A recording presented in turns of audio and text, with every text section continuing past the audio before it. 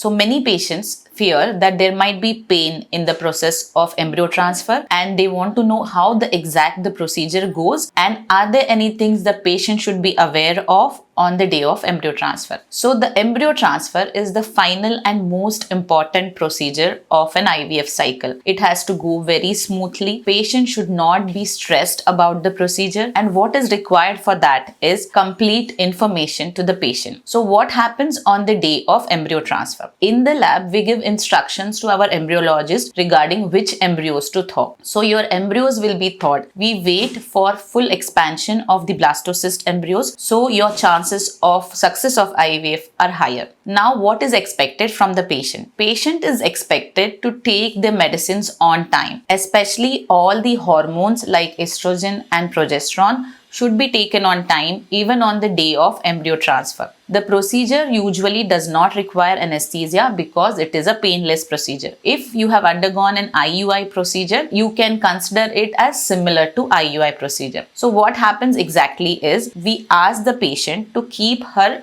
bladder full. So the patient does not go to washroom, holds the urine, so that we get a window from abdomen for ultrasound machine. So we can keep the ultrasound probe on patient's abdomen and visualize the complete uterus right from the fundus to the cervix. When the entire tract is nicely visible, what we do is, this is an embryo transfer catheter.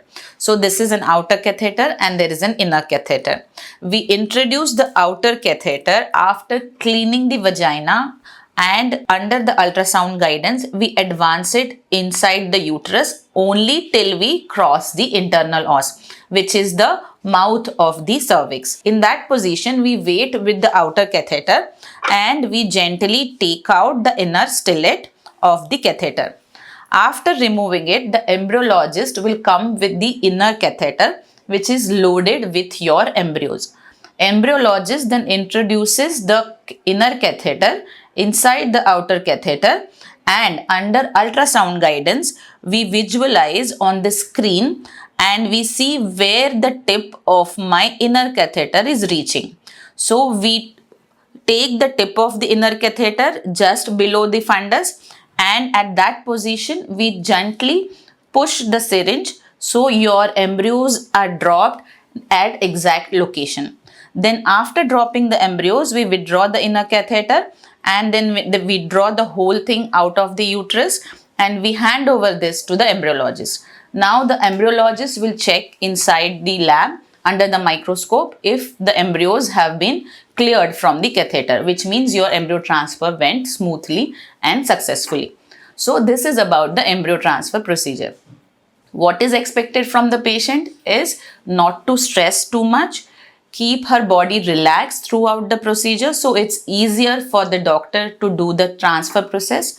If you are too apprehensive or if you have pain during these procedures before, like IUI procedure, or if there is any anatomical problem with the cervix or the uterus where the tract is not proper, then such patients usually we ask them to undergo diagnostic hysteroscopy before we plan the embryo transfer. Most of the times, embryo transfer do not require any anesthesia. At max, what is required is mild sedation so that the patient can relax for the procedure.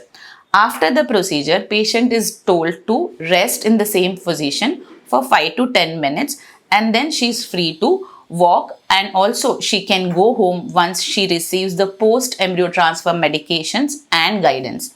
So this is about the embryo transfer procedure. The procedure usually takes place within 5 to 10 minutes, but for the pre-procedure preparation and after procedure instructions, usually patient is in hospital for 3 to 4 hours.